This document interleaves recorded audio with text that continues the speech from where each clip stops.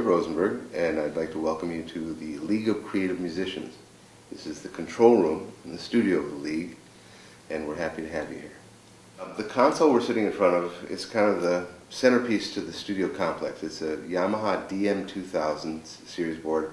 It's the latest iteration of the board. It has a lot of bells and whistles that are new to this series, but essentially the architecture has remained fairly steady for the past few years. The great thing about this board is that it is capable of doing the same job as a gigantic analog board, but it does it in a very small footprint. You can see that it has 24 channels on the surface, but those are arranged so that you've got access to 96 channels across the entire console, including and in addition to a master section. So there's a huge amount of input capability, and we can use this board in conjunction with the routing we have in the studio, essentially to record anything that happens in the entire facility. We can route signal from any place to any place, and we're able to do live recording, broadcast transmissions, mixing, editing, etc., etc.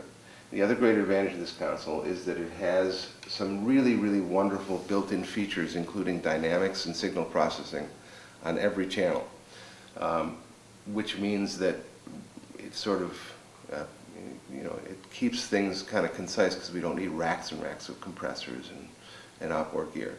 The algorithms for a lot of the dynamics and effects are the same as the classic algorithms on other Yamaha and other manufacturers' gear. So there's a tremendous range of sounds that are possible, but the main thing is, due to the kind of workflow that we have and that we anticipate here, it's capable of remembering everything about a session, all the compression settings, all the effect settings, and the entire session essentially is recallable at the touch of a button.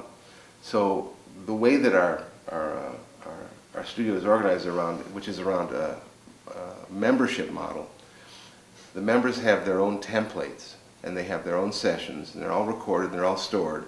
So when they come into work on their projects on an ongoing basis, it takes virtually no time to get their session back up on the board and to get them back into the studio and recording. The design of the facility was organized around the concept of having a club membership that's going to be pursuing different projects at different times. Obviously, we're set up to do major league tracking in here. We have a nice big main studio. We also have, we're tied into the performance space, which we can also use as a tracking room. And we have isolated spaces to use for vocals, for drums, for other instruments. But we also have two auxiliary studios that are set up and tied in such a way that they can also serve to be isolated spaces for this control room, or they can be control rooms for each other, or control rooms for the space, so that we're able to take our other console, which is the DM-1000, little brother of the DM-2000, and use that to mix a session, for instance, while we're recording a session in here, or broadcasting a session in here.